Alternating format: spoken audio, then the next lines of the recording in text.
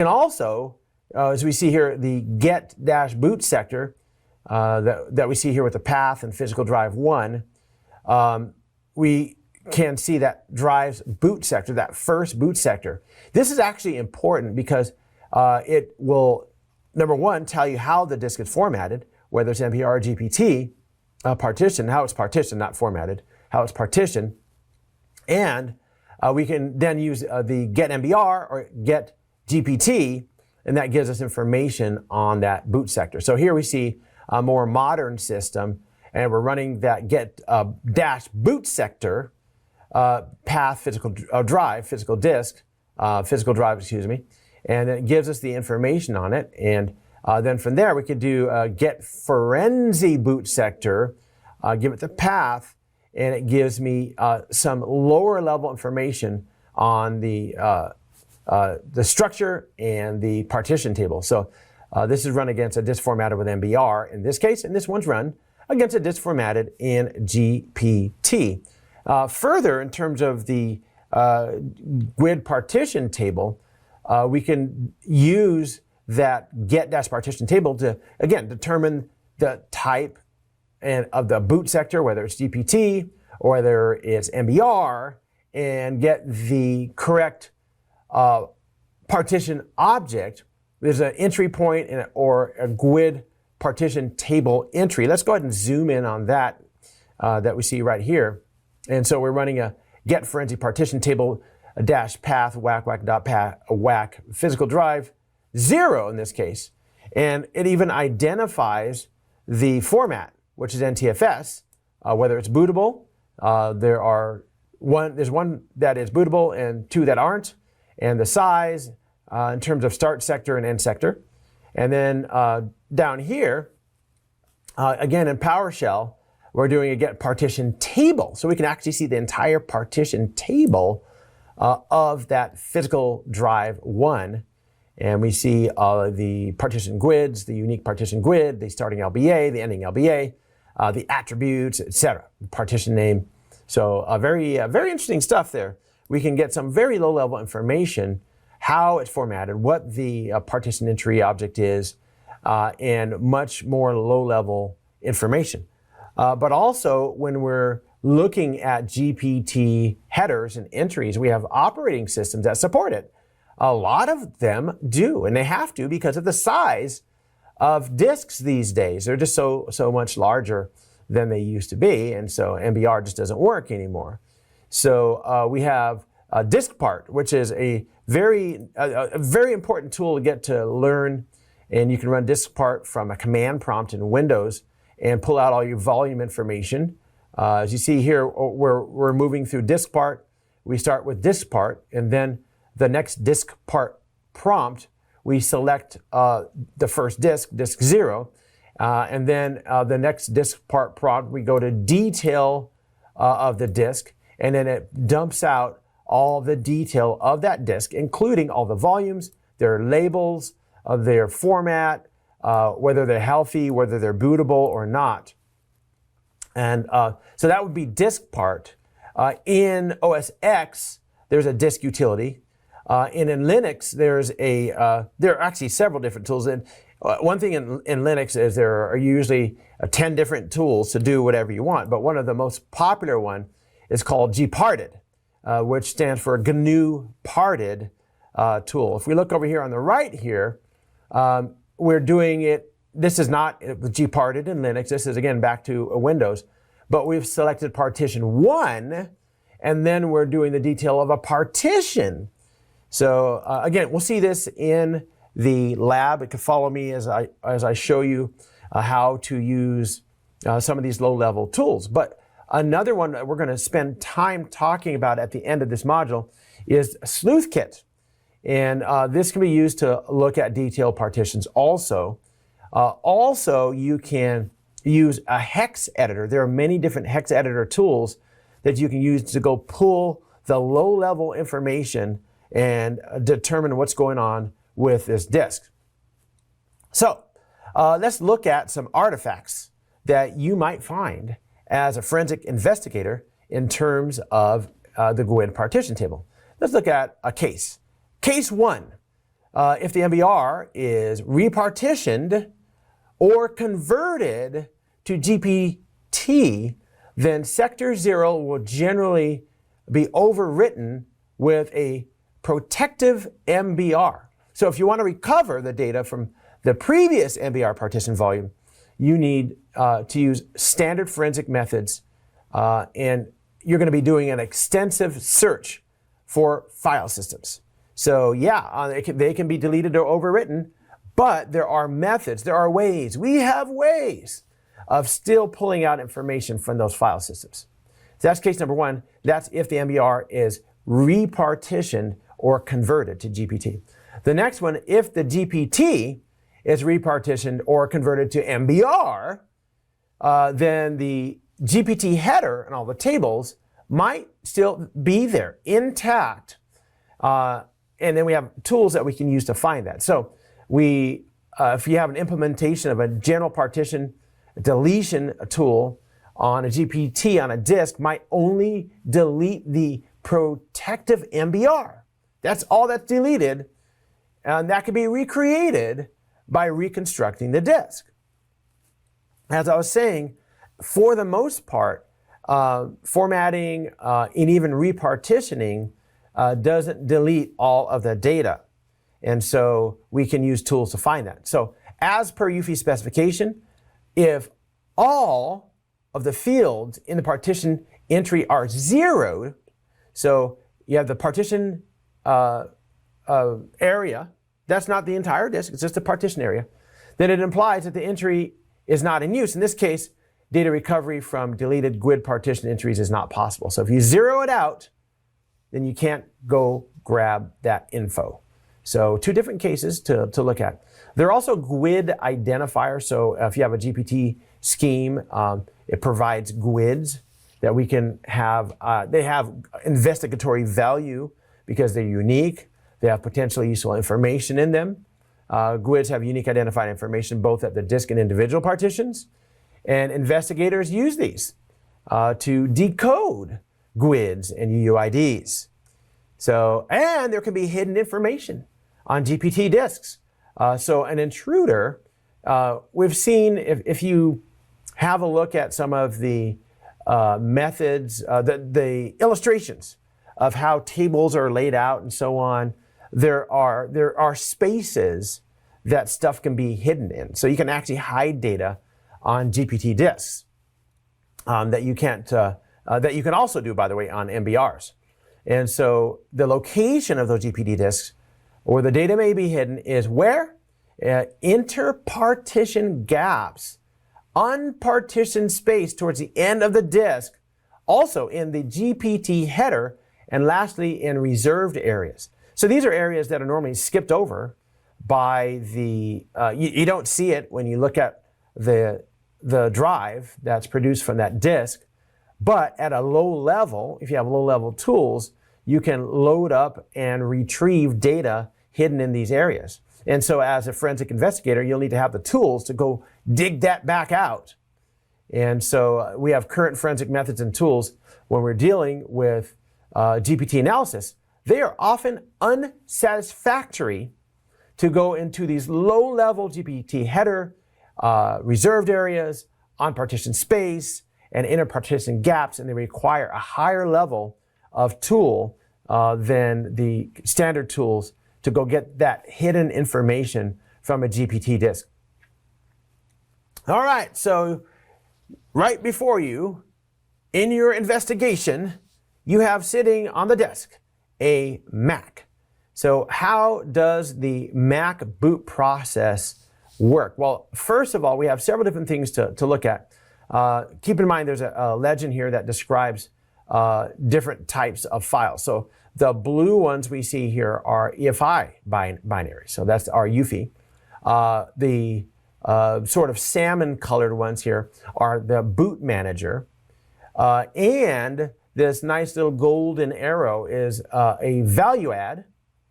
And we see two different types of arrows here. We have API specified communications.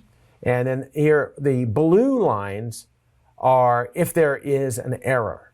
All right, so let's go ahead and see what we find we have a standard firmware initialization. We have drivers and applications that are loaded. And then we have a boot from an ordered list of EFI OS loaders executed. And then we have boot services are terminated.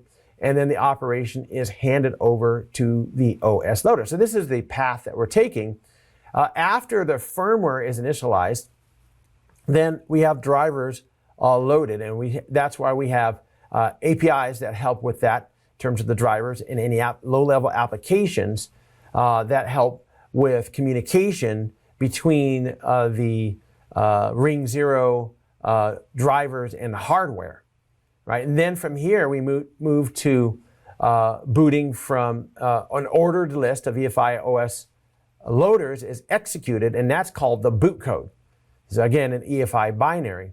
And then once that boot code is satisfactory, then we hand over to the boot process to the OS.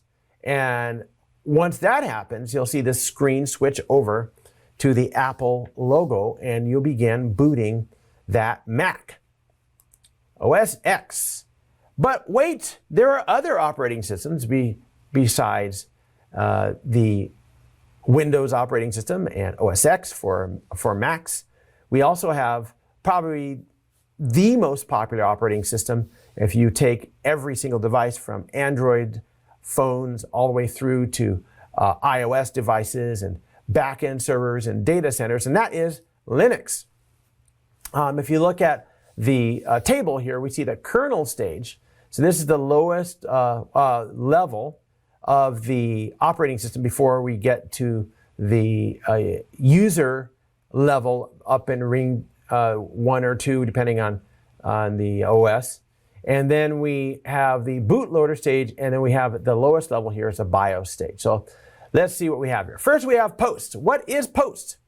I hit the button on my Ubuntu Linux box because it's a cold boot, and then I get the power on self-test, which the BIOS checks its hardware, says, do I have a CPU that works? Do I have RAM, memory, and that works? Do I have, are my buses up and running? Okay, good. All right, so now I'm going to search for an MBR.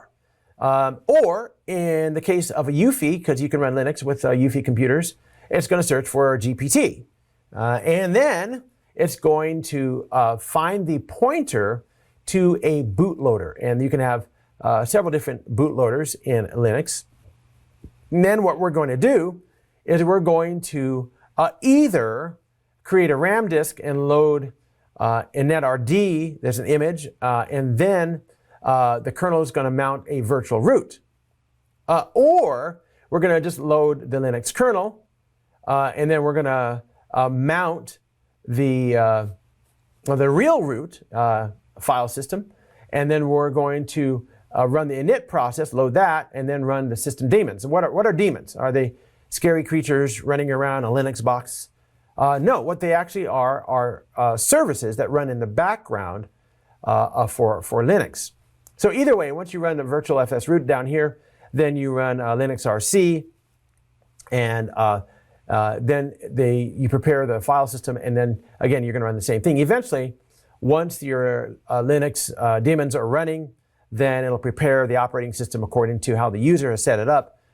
In many cases, it will actually load a graphical environment like KDE or something like that to make it nice and good looking. But in other cases, for like servers and other devices, it'll just load the kernel and run the processes that were set up for whatever device you're dealing with. So that's the Linux boot process in a nutshell. As you can see, we focus mainly on the Windows boot process. And this is because if you're dealing with desktops or you're dealing with laptops, that's going to be the process you're likely going to be dealing with. And when you're dealing with servers in the dev, servers or computers that are being programmed for Linux apps in the dev department, the programming department, or if you're dealing with OS X and for Macs, maybe dealing with, again, the dev department or creative people, then you'll hit that OS X.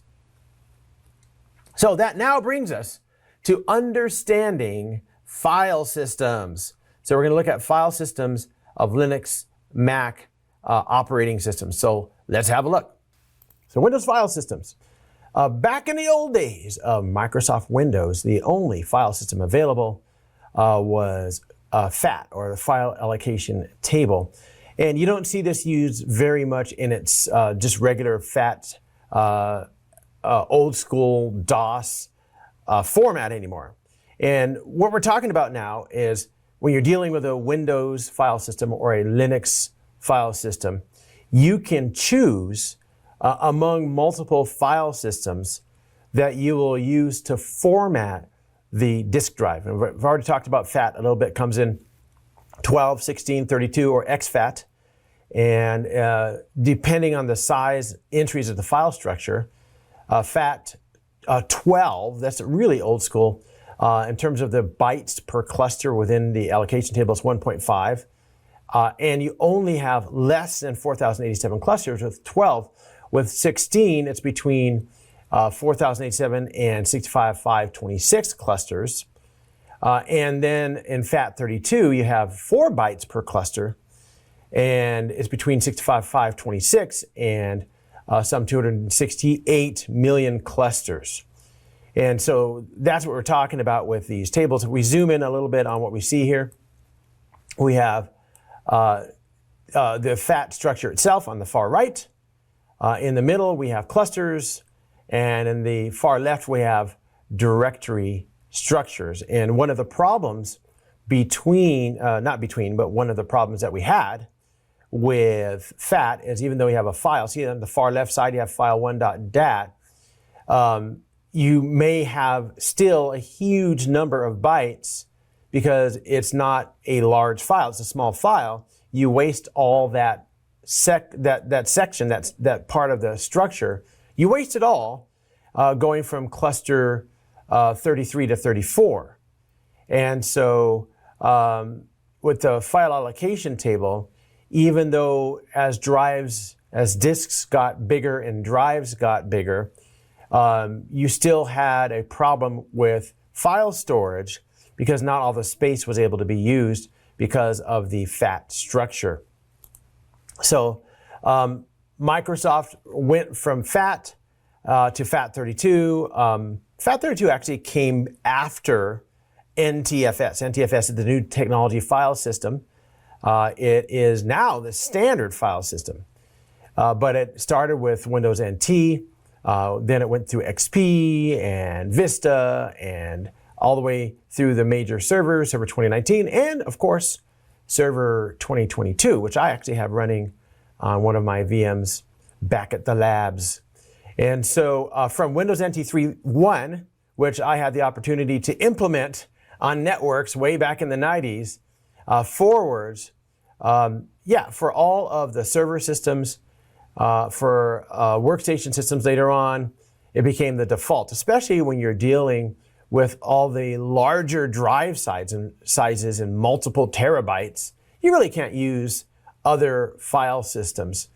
There is another file system that we don't really discuss in this class, but Windows servers, if you look at Server 2016, 2019, 2022, and you're dealing with big data, there's another drive system, you can look it up on Wikipedia or something like that, called REFS, the Resilient File System, which is made for extremely large data sets. But it is a data system that's pretty new, a file system that's pretty new, and it doesn't even have, it has a lot of features that NTFS doesn't have, but it also has features missing that most people need on a day-to-day basis. And so we don't see it used in laptops or desktops, or even most server systems are still using NTFS.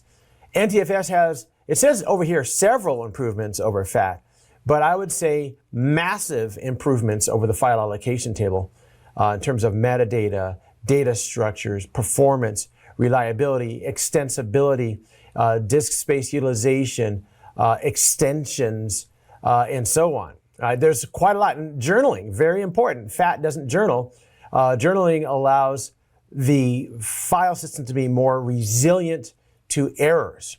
So NTFS is actually very important. It's used almost ubiquitously, but not quite, in Microsoft systems. The architecture of NTFS, you have a hard disk, right? So we have a disk. We have a master boot record if you're using MBR, which has boot sectors. And then what's going to happen from there is we're going to load up the NTFS file system and the NTS OS kernel. They're going to find the structures of the operating system and eventually load up the splash screen all the way to LSAS and the boot, and then the user can log in and use the operating system. And everything the user does, all the applications that the user uses, every application that I use, are all user mode applications. So there's a divide in virtually all operating systems and file systems between kernel mode and user mode. In the kernel mode, everything up to that runs in kernel mode needs to be highly protected, because if ntfs.sys or NTOS kernel or any of the major components fails in kernel mode, then the entire operating system fails. Whereas if I'm using an application in user mode and the application crashes, it's only one application that crashes, not the entire OS. So that's why everything in kernel mode has to be highly protected. Now, in terms of the NTFS file system, there are some extremely important files in NTFS. And so $attrdef, which is definitions of file and system attributes. And we have, I'm not going to go through each of these, but bitmaps, log files, quota. These are used for mapping and bootstrapping and recovery and quota and mirroring the master file table and converting characters and naming and version numbers. So there are a lot of NTFS system files that you'll find at the low level when you examine NTFS. There's another file system, but we don't actually format a disk with EFS. So we don't actually format the disk, but what we can do with EFS, which was introduced with version 3 of NTFS, is use system level. This is very low level encryption that we can use. And the method that you use, instead of formatting a disk with EFS or something like that, rather you right click on a folder and go to the properties of the folder, and then you choose to encrypt the folder. So that's what it is. But when you do that, it is a very low level encryption that works on that folder, starting with the header, which is the data encryption field with the owner's public key, the public key and recovery agent, and the public key and recovery agent 2. You can have 2 recovery agents. And there are other fields that can fill up this header, and then that helps with the encrypted data. So it really depends on the encryption policy. And you can decrypt, encrypt files. It's really part of the low-level file attributes of that file, which is why we include it as part of the file system area that we're discussing right now. So that is a feature, and actually a very good one, of NTFS, offering file encryption. The next area that NTFS really helped to address is the idea of sparse files. If you save a very large file on NTFS, what will happen is there'll be gaps. And so we have the ability to actually save disk space to allocate only meaningful non-zero data to storage. Now, this is another feature of NTFS.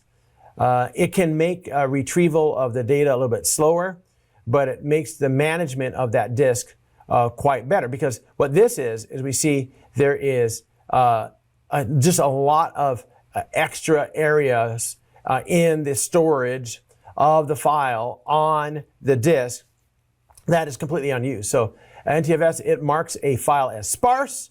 It assigns a hard disk cluster only for the data defined in the application. So then the non-defined data of the files are non-allocated space on the disk. So before, you have a 10 gig file, and it takes 17 gigs to store it because you have 7 gigs of meaningful data and the rest is sparse. But using the sparse file attribute, what will happen is if you have 7 gigs, you have a 10 gig file, your disk space used will be 7 gigs, and the meaningful data will be 7 gigs. So it really helps with making sure that you have the most optimal storage of files on an NTFS formatted disk. Let's talk about Linux file systems themselves. And the Linux file systems are characterized by, like we're talking about before, kernel and user space. So remember I was saying anything in kernel space is highly protected because it has direct access, in this case through device drivers, to the physical hardware. And if anything in the kernel level fails, it can be detrimental to the entire operating system. So that device driver section allows access to device drivers. And then those device drivers are made accessible to the virtual file system. Now, the virtual file system has a buffer cache at the very low level, and then we have individual file systems. And the reason we have a virtual file system is because there can be many different individual file systems that plug in right here. And irrespective of what version of Linux that I'm running, I want the file system to be presented through the system call interface to user space the same way, irrespective of individual file system. So this virtual file system has directory cache access, inode access, and it sends information up through the system call interface, and sometimes directly from low-level user applications in the user space, but usually through the GNU-C library, making that system call through the virtual file system, which accesses the individual file system through buffer cache, and then, if need be, and usually you need to, make a device driver call to the underlying system hardware. But as a user of Linux, you're going to be operating in the user space using user applications, just like we saw user mode in Windows. So what about file systems for Linux? There's a file system hierarchy standard that we have, or the FHS for Linux. That virtual file system makes this possible for us, and it's the directory structure and contents for Linux and Unix-like OSs, and all of the directories are under the root directory. The root directory is just a slash. And then these are the basic directories. And this is something you need to be aware of. So let's just take a little time and dive into the description of each of these. So let's zoom in on it. So the first one is bin. And really these are binaries. So perhaps I should pronounce it bine, but that sounds kind of weird. So that's bin, which is all the binaries. What is a binary? A binary is a file that can be executed. In Windows, we call them executables, or we call them, there are many things we call them, but they run in memory and require a thread of access from the CPU. So that's bin for binaries. We have boot that has static bootloader files, your kernels, your netrd. You have dev, which is device. Yeah, get it, dev, device, right? We have etc. So if you're from the Windows world, you might be tempted to pronounce that as etc., but that's not what it actually is. It's etc., and these are host-specific system config files. You'll find a lot in there, like for instance, host itself. Host is a file that has the equivalent of DNS. It has fully qualified domain names or host names that line up with IP addresses, and there are other things that you'll find in etc., quite a lot of them, but they're for that specific host. Next we have /home, and this is where you have your home directories. And so if you're running Ubuntu or something like that, Mint, this is where you'll spend most of your time as a user. Then we have a lib, which is the libraries for the binaries. So that works together with the bin folder for applications that need access to resources. And then we have media, which are mount points for removable media. We have MNT. These are temporarily mounted file systems. OPT or opt, which are add-on application software packages. Root, which is the home directory for the root user. If you've never really worked with Linux, the root user is the equivalent to the administrator, has all the power to do anything they want on the system. So that's the home directory of the root user. Let's put root over there at the top. Well, I guess the furthest up we can get is media. So after root, we have proc, which is the virtual file system that gives us access to the kernel. We saw that in the diagram previously. We have /run, which gives us information about running processes, daemons, logged in users. And we have sbin, which is the binary files that we need for working, just for the working of the operating system. We have SRV, site-specific data for services that the system provides. We have /tmp. These are temporary files, /usr. It's a secondary hierarchy, but it's classed as read-only user data. And then we have var. var is where we can find logs. var is where we can find spool files. And probably the most used one for forensic investigators would be var logs, but we also are going to look at printer files like spool and others. So, but var log would probably be the most important one. So this is the FHS, the file system hierarchy that you'll find on every Linux box. All right, now we look at EXT. There are many different versions of EXT that you find. This is the extended file system. It is the first file system for Linux, and it overcame. There used to be a OS called, or file system, excuse me, called Minix, and it had a lot of shortcomings. And so EXT was very nice because it allowed larger partition size. Way back when it first came out, wow, 2 gigabytes. I remember back when gigabytes was exciting. Wow, you know, giga means billion. That's a lot. Nowadays, we routinely mess with terabytes and beyond. Maximum file size of 255 characters. Back in the first EXT file system, it removed some of the 2 major Minix FS limitations, which was a max partition size of only 64 megs, and short file names like 8 characters, I think, back then. And the major limitation of the file system was that it didn't support separate access, inode modification, or timestamps for data modification. So it needed improving, and so it was replaced by EXT2. EXT2 solved a lot of the major early Linux issues. It's a very standardly used file system, improved algorithms compared to old EXT, made it faster, and also had additional timestamps. It had a nice special field in the super block. So this is the actual physical layout where we have block 0, etc., and then we have a block, whatever group, n minus 1.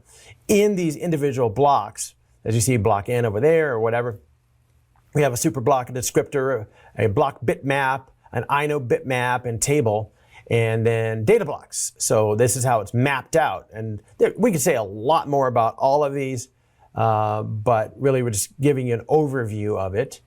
And so it's very nice. Helps to identify file system status areas as clean or dirty, but it has shortcomings. Shortcomings are the file system, it was easily corruptible, especially when writing ext2. And the reason why is that word we mentioned earlier is lack of journaling. Journaling helps to keep track of where files are, helps with the resiliency of the operating system. Then along came ext3. And ext3 is finally journaling. We'll look in just a few seconds here at what journaling really is and how helpful it is. So it has journaling, and it's ext3 is still used in a lot of places, and it uses even though ext4 is out. It uses file system maintenance utilities like fsuc, and it also has maintenance and repair, and it enhanced some of the capabilities that were pretty good in ext2 and overcame a lot of the issues with ext2. And so this is a command where if you had ext2, which I don't know any Linux implementations that are running, but it gives you the command with tune to fs and give it the partition name, and you can upgrade from ext2 to 3. So it has data integrity, it has better speed, and they made it easy to transition from ext2 to ext3. Now, I've been mentioning journaling. Let's talk about journaling. Journaling is great because it helps to make sure that you don't lose information. It helps with data integrity on your computer. So there's a journal that records all the information, all the updates that are ready to be applied to the file system. So let's say that I am working on a document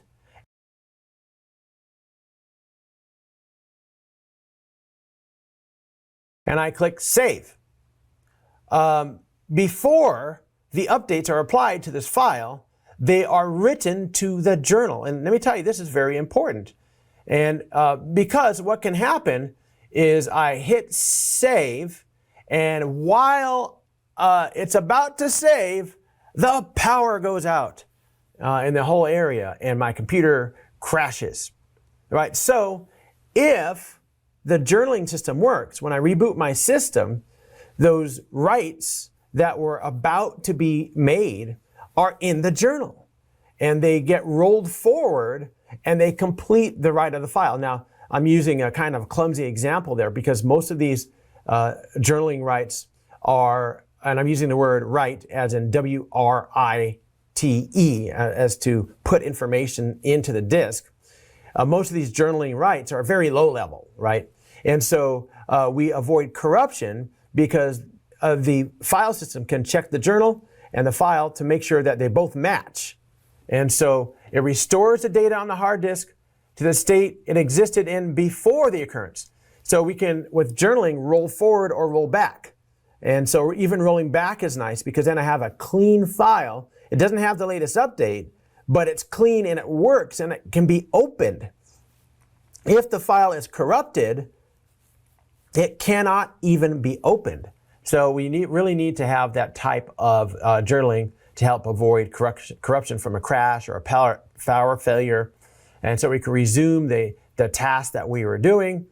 We may lose a little bit of information, but we don't lose the whole file because of journaling. So ext3, ext4, ZFS, and XFS, these are all examples of journaling systems that we use in Linux. Because of its stability, ext4 is actually the most commonly implemented of Linux file systems. So ext4 goes beyond ext3 and makes it even more stable. So let's talk about ext4, the fourth extended file system. It is journaling. It replaces ext3, and it has even more features.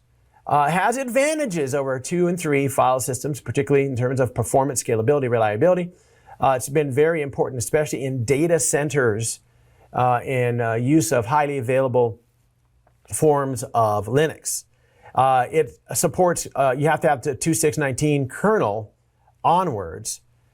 So what are some of the features? The size of the file system, multi-block allocation, persistent pre-allocation. That, again, is a way of making the system more resilient.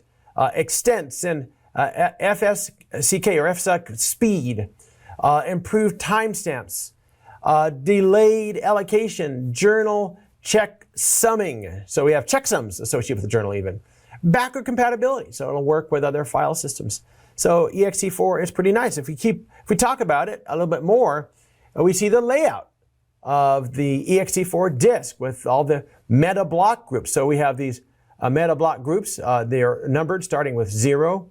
And in each one of those, we have group 0 through whatever is labeled for that run. Here we have group 63. And inside these groups. We have the super block, the group disk block, the block bitmap block, the inode bitmap block, and the inode table, and the data block. And so that's the repeating structure that we have with ext4. I encourage you to do a little bit more research on ext4 because it's extremely interesting how this file system works. But now let's have a look at Mac OS file systems.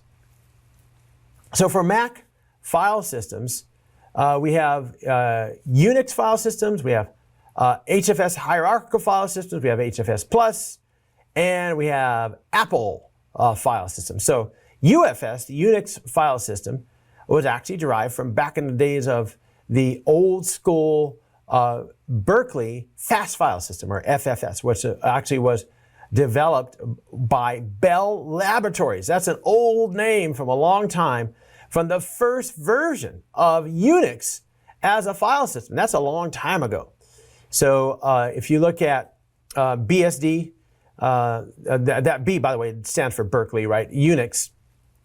And it's derived, all BSD is derived from FreeBSD, NetBSD, OpenBSD, NextStep, which was a Steve Jobs company after he broke off from Apple, and Solaris. They all use some type of variant of UFS. And probably these days, anybody using BSD, and there are a lot of BSD users because of the stability and security of the system, will probably be using FreeBSD or OpenBSD.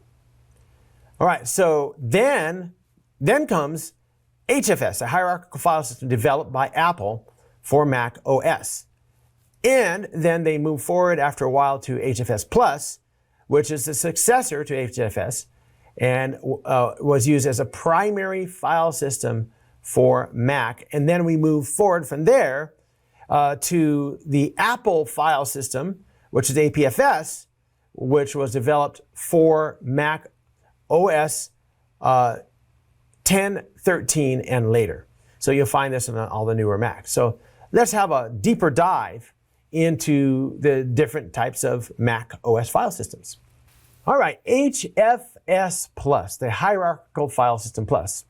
It's successor to the old school HFS, primary file system for Mac, supporting large files, Unicode naming items for folders, also called the Mac OS Extended or HFS Extended. Back in the old iPod days, it was used for iPods, allowed them to users to do much better efficient use of hard disk space and internationally friendly file names because that Unicode up there, we see right there. And also in terms of non-Mac OSs, if people wanted to boot Windows and other types of OSs, was very easy to do that with HFS Plus. Next, we have the Apple file system. The APFS, or Apple File System, was introduced for Sierra. If you look at OS X, which is 10.3, back in 2017, it replaced everything that was used before.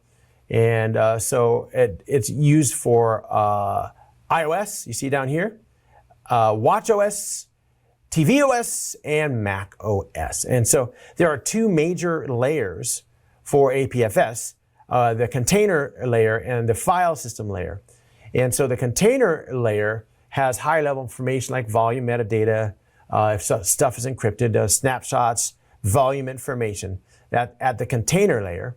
And then at the file system layer, where you have your data structures that actually store information. So your actual file content in that file and structure, metadata, and directory structures and all that. So most what we deal with as users of OS X would be in the file system layer, and we as forensic investigators deal with the file system layer and the container layer when doing investigations of Apple file systems. All right, so we've looked at file system types and how the disk is laid out and so on, but what we need to do is zoom in and have a closer examination of file systems.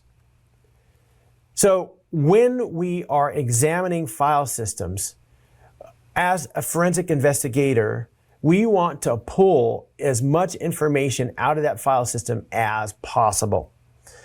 We want to not only get the file system and file metadata, but we also want to get other tags. We want to find out if there are hidden files. There's a lot that we can pull out of a file system. So one of the major tools for getting that extra information out of file systems is called Autopsy. It's a digital forensic platform, and it's a graphical interface to the sleuth kit, or TSK.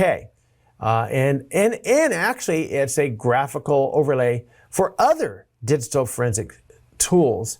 And so if we are investigating file system related activities on a system, then it is quite useful. So speaking of the sleuth kit that Autopsy can be used with it, let's talk about the sleuth kit. It's a file system analysis kit that has a library. It is a library and a collection of a lot of command line tools that allow you to investigate the volume and file system data. If you have FAT or XFAT or NTFS or even UFS or all the EXTs, all kinds, even YAF 32. This is yet another file system. And so it has system tools you can examine, suspect computer non-intrusively. And we saw if you have a Mac, if you have a Sun, I used to use Sun workstations all the time, GUID partition tables, BSD, it analyzes raw.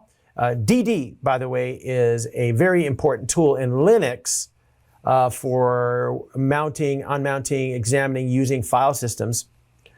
Basically what it's used mainly for is to create images.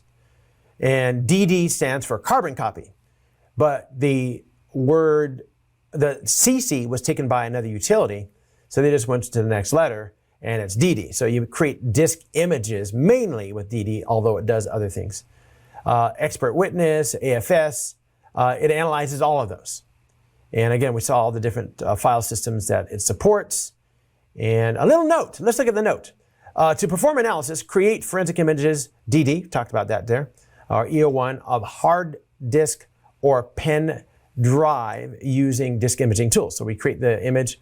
When we've created a forensic image of a pen drive in the EO1 format using, then we'll have that image using the Access Data FTK Imager. So in other words, we can analyze by creating the image and then analyzing the image. All right, so now other tools. This is just one more tool that we can use, and this is called WinHex. WinHex is a hexadecimal editor used for computer forensics, data recovery, and again, low level. When I use the term low level, that means that we're looking at the actual instructions at the binary and hexadecimal level of the disk, or even of applications when we go look at applications. And we inspect all and edit all types of files, recover lost data with WinHex. And we can even have recover corrupted data from memory cards, digital cameras. So there's quite a lot we can do. All right, so I tell you what, there's a lot to think about with all this information about the way disks work, the way we create drives and images, and the way that disks are formatted, the boot process, how we make use of that low-level data to bring an operating system up and running. We talked about the differences through all of this between Windows, Linux, and Mac, with a focus on Windows, since the vast majority of forensic operations that you'll perform will be on desktops and laptops that are running Windows. So we need to know a lot about Windows. All right, so in the next module, we're going to talk about data acquisition and duplication. Join me there.